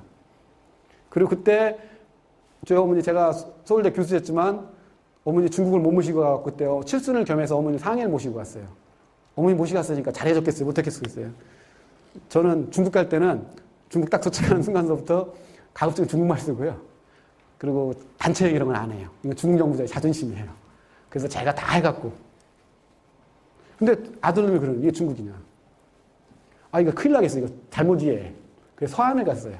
서안이 어디 진시황리에 있는데. 그리고 그때는 전략을 완전히 바꿨어요. 어떻게 바뀌었느냐. 거기서 서안도 볼 거 무지하게 많잖아요. 그죠? 옛날 당나라 수도이면서 진시황의 수도였던 거 단체 여행으로 들어갔어요. 그 단체 여행을 어떤 단체 여행이냐? 중국 단체 여행으로 들어가 버렸어요. 한국 단체 여행이 아니에요. 그리고 거기는 중국 단체형으로 우리 들어가도 이상하게 사는 사람 아무도 없어요. 왜요? 그냥 조선족이게 꾸며요. 조선족이겠구나. 중국어를 하니까. 그리고 생긴 게 똑같잖아요. 그래서 그 차 안에 들어가서. 차 안에 똑같이 1인당 주고. 근데 가이드는 알아요. 그 가이드는. 어떻게 하느냐. 호텔이 중국인이 묵는 호텔이 아니에요. 그러니까 가이드는 우리 픽업할 때 바로 알아차려요. 근데 그런가 보다 하죠. 그래서 이제 김용이라는 사람의 그 무협지에 나오는 유명한 산이 화산이라는 데가 있어요. 서안에서 버스 타고 2시간 정도 가는 산이거든요. 거기 가면 시골이에요. 갔는데 아들내미 화장실을 못 가요. 왜? 문이 없어요. 화장실에 문이 없어요. 밥을 못 먹어요. 너무 냄새가 나고 그러니까. 근데 그게 똑같은 중국이에요. 일부러 했어요. 성공했어요. 다음은 중국 안 간대요. 그게 중국이에요. 그래서 나 장가게 한번 갔다 왔다, 어디 한번 갔다 왔다 그러면 왜곡할 가능성이 더 많아요. 그게 그대로 표현되는 거예요. 이건. 상해하고 다른 데랑은 21세기와 1960년대가 같이 있어요, 지금. 그게 중국이에요. 그게 또 다른 걸로 하더라. 디니게스라고 들어보셨죠? 불평등지수. 0은 절대평등, 1은 절대불평등.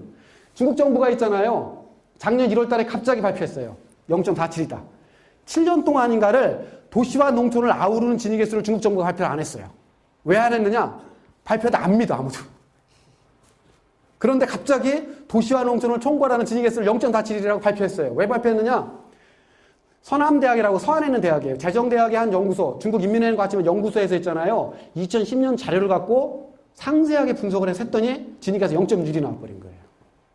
0.6이면요. 전 세계에서 가장 불평등한 나라 중에 하나예요. 그래서 발표한 게 0.47이에요. 우리는 그래도 평등하다. 저 정도는 아니다 그래요. 굉장히 심각한 겁니다.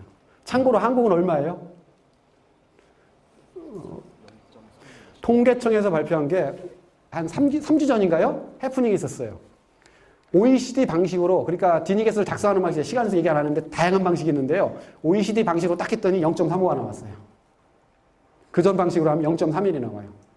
그러니까 통계청이 우리 그렇게 높지 않다. 높아요. OECD 34개 국가 중에서 밑에서 6번째예요. 지금 한국 분배 문제 심각한 겁니다. OECD 국가 중에서. 그래도 0.35면 굉장히 높은 거거든요. 근데 이거에 비유하면 아무것도 아니죠.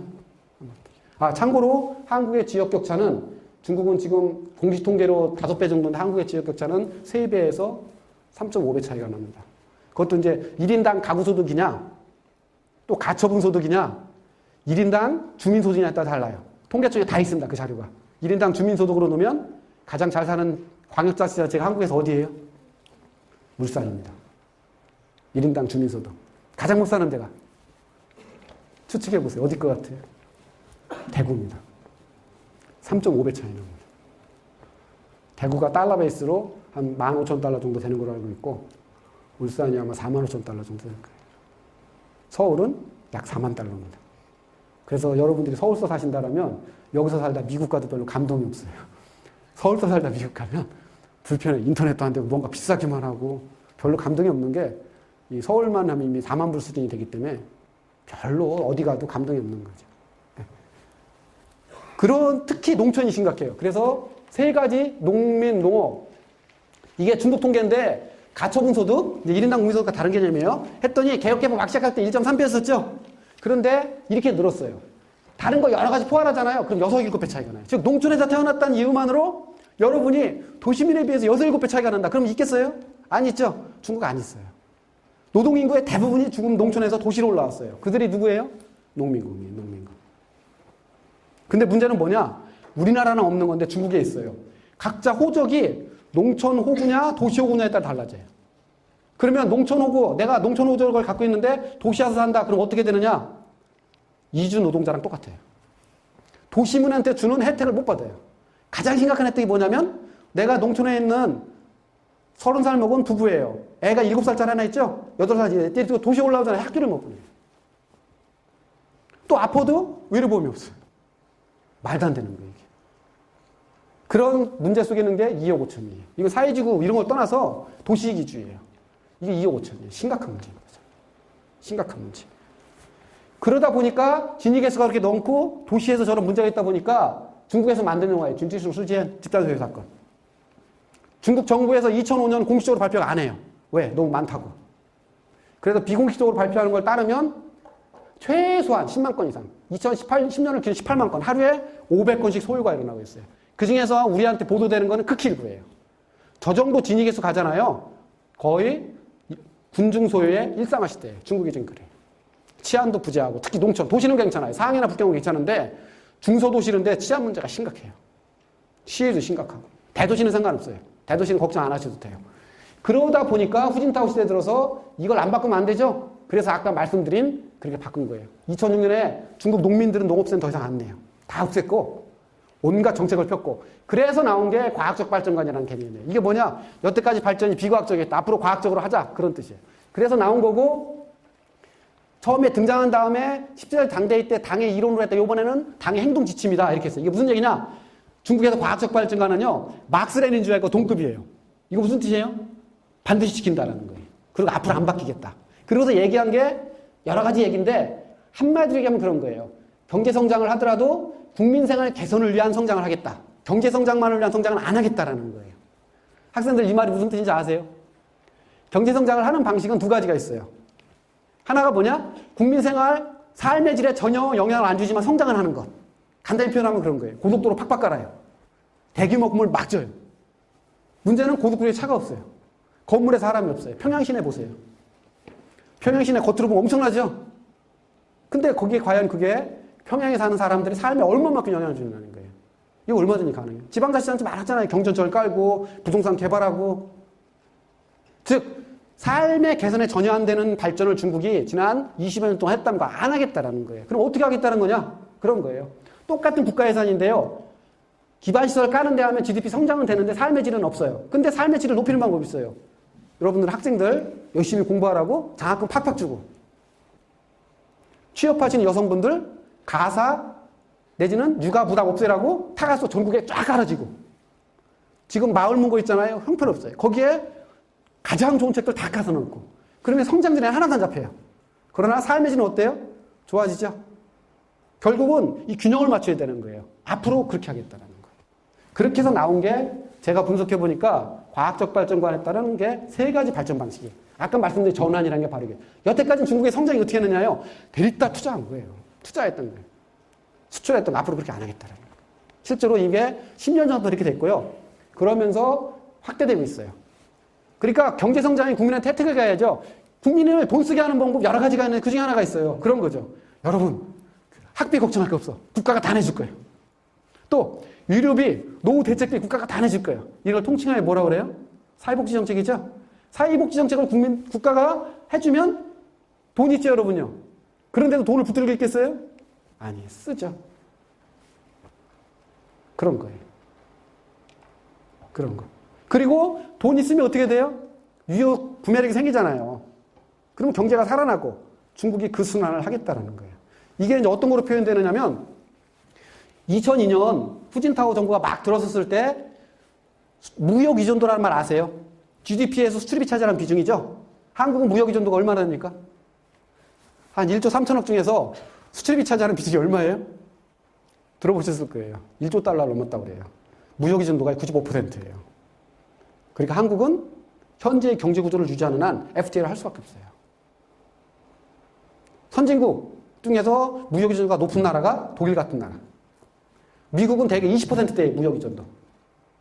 일본은 20%에서 30% 그 사이. 생각보다 일본도 무역 의존도가 높구나. 옛날에도 일본 같은 경우 무역 의존도가 10%대였던 데가 있어요. 중국은 후진타오 막 집권했을 때 있잖아요. 무역 의존도가 몇 퍼센트? 70%였었어요. 이렇게 큰 나라가 무역 의존도가 높으면 안 돼요. 무역 의존도가 높다는 건 무슨 뜻이에요? 다른 나라 영향을 받는다는 거죠. 그래서 이걸 하기 시작해갖고 지금은 무역 의존도가 한 40%도 떨어졌어요. 그러면 무역 의존도의 수출이를 합친 거죠. 그러면 수출만 하면 GDP에서 한 20% 차지하잖아요. 그러니까 20% 정도니까 2008년 하반기 세계 금융위기 왔을 때 중국이 덜 흔들렸던 거예요. 만약 80년, 1990년대 말이나 2000년대 초 무역 의존도가 7, 80% 됐을 때 세계 시장이 위축됐다. 그러면 중국은 어떻겠어요? 심각해지는 거죠. 근데 선제적으로 하늘이 도운 건지 어떤지 모르겠는데 어쨌든 그래요. 이 정책이 먹히고 있는 거고 이것 때문에 더 이상 외국 기업들이 돈 갖고 오는 거 원치 않아요. 삼성전자, LG, 그 다음에 현대자동차 요번에 그 산동성 위해라는 데서 연구소를 세워요. 남양연구소에 있는 현대자동차 연구소. 요새는 전제 조건이 뭐냐면 기술 갖고 오라는 거예요. 제가 알기로 우리나라 대기업 다 전제 조건을 동의해서 투자가 됐어요. 그렇지만 투자 허가를 안 내줘요. 어떤 거예요? 중국의 국내 시장을 니네들이 들어와서 마켓쉐어를 높이는 조건 기여를 하라는 거죠? 그게 기술이라는 거예요. 이게 가능했던 이것 때문에 그렇습니다. 그 다음에 균형발전. 균형발전에 도농 동시발전하고 지역균형발전. 지금 중국의 3대 광역 경제권이 있어요. 경제 전쟁이 지금 내부적으로 벌어지고 있어요. 이런 정책을 하고 있습니다. 이 지속 가능한 요 세 개고요. 그 다음에 사회는 아까 말씀드렸죠? 그렇게 격차가 많으면 안 돼. 그럼 부조하죠? 난 하모니어스죠? 하모니어스 소사이어티. 조화사회를 만들겠다. 그래서 나온 게 민생 개선이고요. 중국 지도부는 입만 열면 민생이에요. 민생. 그리고 민생 개선을 하기 위해서 빈부격차, 이게 중점 정책이고 취업 이런 거 4대 민생 과제. 우리랑 똑같죠? 그 다음에 이거 한번 예를 들어볼까요? 중국의 인구가 13억 6천이라고 그랬죠, 작년으로. 매년 진출하는 신규 노동력이 몇 명이냐면 2천만 명이에요. 2천만 명. 여러분이 공산당 지도부야. 국가 지도자야. 첫째 고민이 뭐겠어요? 2천만 개 일자리 어떻게 만드냐. 2천만 개 일자리. 우리랑 차원이 다르죠? 그 2천만 명 중에서요, 작년 대졸자가 몇 명인 줄 아세요? 중국 대졸자가? 710만 명이. 700만 명이 대학을 졸업하고 있어요. 그 중에 500만 명 정도가 중고등학교 정도, 즉 기술학교 정도. 나머지는 한 800명 정도는 학력이 초등학교 정도밖에 안 돼. 일자리를 마련했지. 어떻게 마련했지. 그리고 그 700만 명의 대졸자 중에서요. 졸업해서 일자리를 바로 잡는 게 한 500만 명 정도예요. 나머지 한 150에서 200만 명, 100만 명 정도는요. 일자리를 못 잡고 있어요. 중국에서 혁명이 일어난다면 저는 그들이 할 거라고 봐요. 그리고 중국은 등록금이 없는 게 아니에요. 다 있어요. 지금 다시 다 있어요. 그러니까 진짜 농촌에서 어렵게 해서 대학 보냈더니 졸업하자마자 실업자예요. 따라서 민생의 첫 번째는 일자리 제공이에요. 여러분이 지금 가장 바라는 게 뭐예요? 일자리입니다. 일자리. 양질의 일자리. 양질의 일자리라는 건 뭐예요? 안정적으로 보장이 될 뿐만 아니라 생존이 아닌 생활을 할 수 있는, 그러면 자기 발전할 수 있는 직업. 양질의 일자리죠? 저도 학교에서 학생들을 가르치는 입장이에요. 제가 가르치는 학생들, 대학원에서 가르치는 가장 중요한 목적은 뭐예요? 기업이 써줄 수 있는 인재를 양성하는 거예요. 중국 전문가를 키우는 거죠. 여러분도 그걸 거예요. 중국 동일합니다. 그런데 2천만 명의 일자리 다 줄 수는 없어요. 그럼 완전고용이 되잖아요. 그죠? 근데 그거 말고요. 신규노동 2천만 명 말고 농촌에서 도시로 오는 사람, 또 도시 실업자도 또 있잖아요. 이거 하면 1년에 중국이 만들어내는 일자리는 우리가 생각하는 그런 것보다 훨씬 많아요. 그중에서 특히 2천만 명 일자리 중에서 1,000만 개는 해결해야 된대요. 그래야 사회가 안정적으로 유지된대요. 그 1,000만 개 일자리를 만드는 게 필요한 성장률이 몇 %냐? 그게 7%예요. 그래서 중국은 항상 7%, 10% 하는 이유가 보통 1%에서 경제성장이 120만 개에서 130만 개 일자리를 만들어요. 그러니까 민생 문제가 중요할 수밖에 없어요. 마찬가지예요. 주택 문제 굉장히 심각합니다. 한국도 심각해요. 저도 집 없어요. 별로 살 생각도 없고. 살 거예요. 너무 힘들어 이사 다니기가. 너무 힘들어. 너무 힘든데 중국도 그래요. 정말 비싸요. 북경상 이런 대도시 있잖아요. 한국보다 더 비싸요. 그래서 중국은요. 국민주택이랑 똑같아요. 우리랑. 저가로 해서 보급해주는 주택이 있어요. 몇만 채씩 보급하는 줄 알아요? 1년에? 400만 채에서 500만 채를 보급해요. 500만 채. 그러면 국가에서 한다. 그러면 어떻게 집행하느냐? 그런 거예요. 할당을 하는 거예요. 이건 중점정책이다 그래서 할당을 하면 여기가 지금 어딘지 모르겠는데 종로구인가요? 그럼 종로구가 1년에 필요한 주택으로 국민주택으로서 1,000채를 할당받았다. 그러면 구청장은 어떻게 해야 되는 거예요? 무조건 예산 중에서 1,000채를 무조건 해야 돼. 안 하면 1년 인사국가 할 때 면제시켜버려요. 중점정책은. 그렇게 해서 1년에 500만 채씩 지금 확대하고 있어요. 그래도 힘들어요. 그래서 중국 공산당은 1차적인 지도자들은 모든 게 여기에 가 있어요. 자, 이렇게 됐습니다. 그러면 이 사람들이 과연 어떻게 될 수 있겠느냐? 시간이 없으니까 간단하게만 얘기하겠습니다. 중국은 있잖아요. 연령 이 땅 이렇게 해서 지도자를 이렇게 구분해요. 들어보죠? 마오쩌둥. 중국 혁명을 일으킨 사람들. 그 다음에 이 사람들은 80년대 개혁개방을 했던 세대들. 그 다음에 세 번째가 이제 여러분이 드디어 이제 보기 시작한 살아있는 사람들. 90년대 중국을 다스렸던 사람들. 이 사람들이 2010년까지 다스렸던 사람들. 이 사람들이 5세대 지금 지도자들입니다. 1950년대생들. 그런데 여기 7명. 시간 있으면 제가 어떻게 운영되는가를 말씀드리겠는데 시간이 없으니까 그러면 지금 중국을 또 2020년까지 중국을 통치할 지도자들은 어떤 사람들이 5세대들은 연령은 50대예요. 50대. 그리고요. 중국은 그럼 왜 노인네들이 정치에서 안 하느냐? 68세, 만 68세가 넘어가면 국가 최고직에서 무조건 은퇴해야 돼요. 여기 아이고 죄송합니다. 보실래요? 임명 당시 나이 가장 많은 사람이 몇 살이에요? 67세죠? 67세예요. 이게 마지노선이에요. 그래서 10년 단위로 해서 중앙에서 지방까지 싹 교체돼요. 그리고 최고직은 67세, 그 다음에 성급은 62세. 넘어가면 다 물러나야 돼요. 이렇게 해서 피가 빨리 순환이 되는데 지금은 50대. 그러니까 지금 딱 60살 요쯤 되는 사람들이고 전국을 다스리는 사람들이 50대. 그 다음에 문화대혁명 당시에 이 사람들은 중학교, 고등학생이었었는데 꽃밭에서 큰 사람이 아니라 엄청난 오지에서 고생했던 사람들이에요. 지금 지도자들이. 시진핑이라는 사람은 그 사람 고향이 섬서성이에요. 그 연안이라는 데 혁명 근거지라는 들어보셨죠? 거기서 한 100km 정도 떨어진 데에서 16살 때부터 7년간 통굴해서 살았던 사람이에요. 노동자라더라 거기 있는 농민들하고 똑같이 일하면서 빈대에 물려서 도망치기도 하고. 리커창만 시진핑만 그런 게 아니라 지금 중국을 통치하고 있는 대부분의 지도자들이 그런 식의 엄청난 경험을 했던 오지에서 그러면서 이 사람들은 중국이 입학시험이, 대학교 입학시험이 문화대혁명 때도 없어졌다가 부활하는 게 1977년이거든요. 그때 대학을 들어와요. 시진핑은 늦게 들어가요. 나이가 늦게 먹어서. 대학을 들어와서 그 다음에 개혁개방을 시작하면서 막 중간 간부로 시작하는 사람들이에요. 이런 특징이 있어요. 그래서 이 사람들은요, 혁명과 전혀 관계없어요. 혁명. 다 혁명 후에 태어난 사람들이고.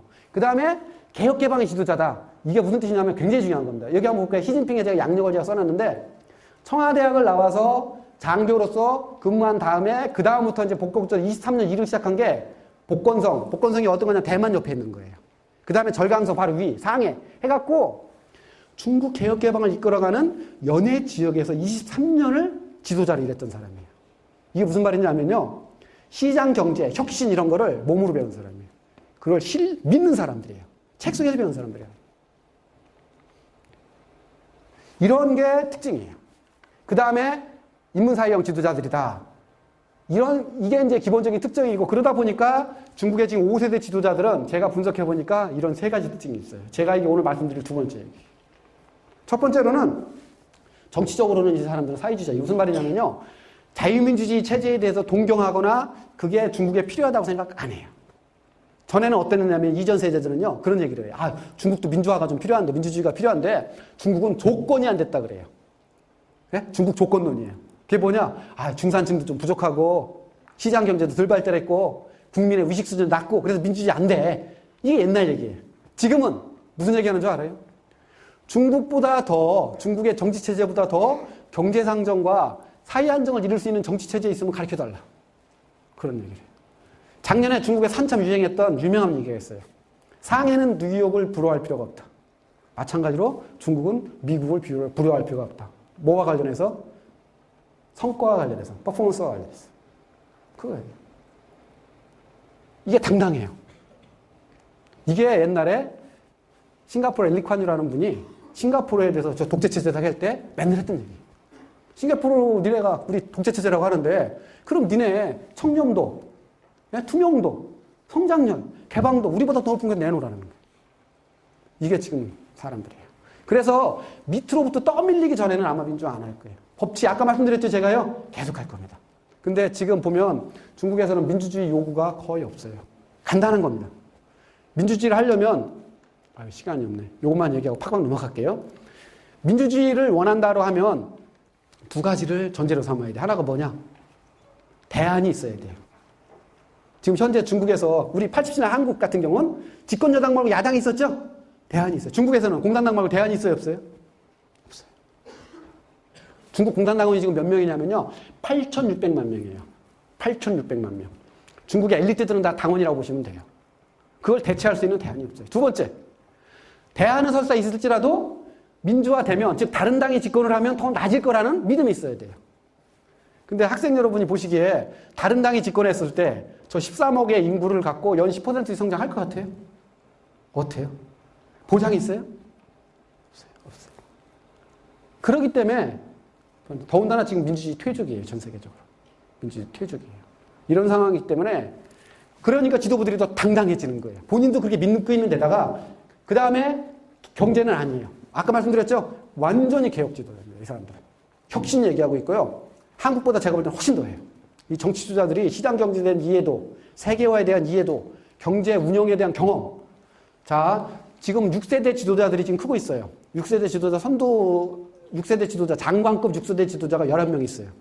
60년 출생이에요. 제가 64년생이거든요. 근데 지금 이미 총서기 후보와 총리 후보가 선출이 됐어요. 정치국원이에요. 총서기 후보는 누구냐?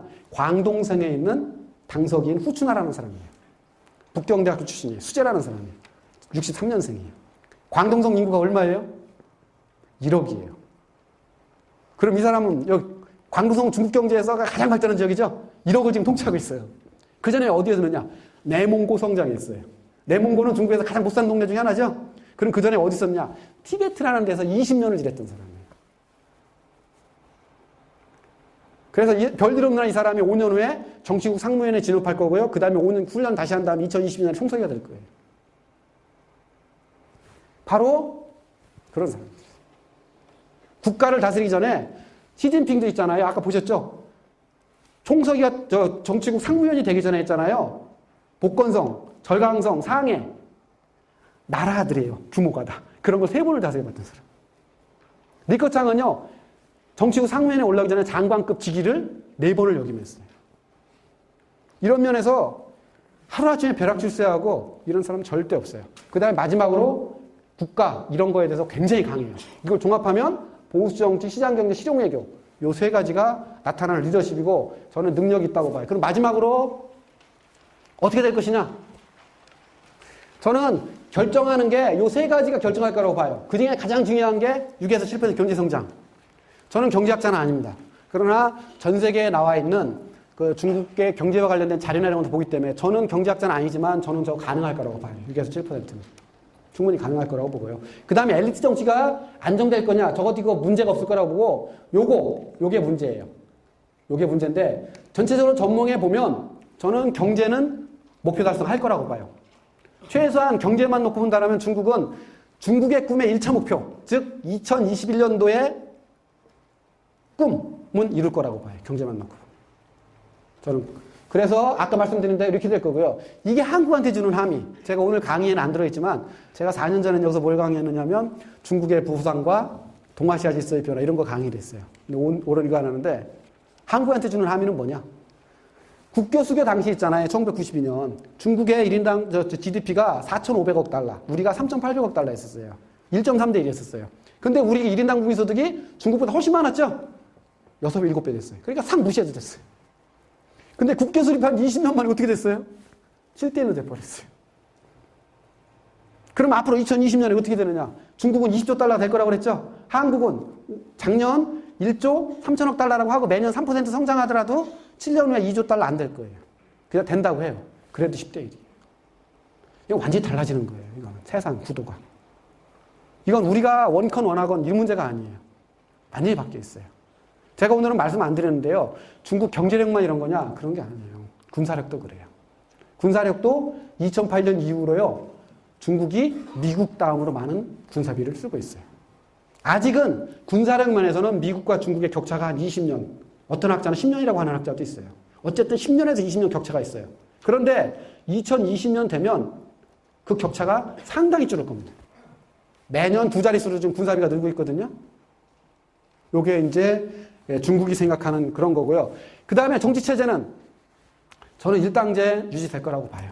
바뀌지 않아요. 근데 민주화 요구는 있지만 저는 체제가 붕괴될 것 같지는 않아요. 뭐 아까 말씀을 안 드렸는데 중국 지식인들 사이에서 아랍의 봄이 있잖아요. 아랍의 봄이 뭔지 알죠? 튀니지아에서 시작한 그리고 이제 지금 시리아 정말 시리아 문제 심각해요. 500만 명이 지금 시리아 난민이 발생했고요. 그 중에서 지금 너무 심각해요. 어린아이들 150만 명 지금 무슨 죄가 있습니까? 다 중독의 봄의 일환이에요. 그게 중국이 생생하게 보도가 되고 있고 그래서 조롱을 해요.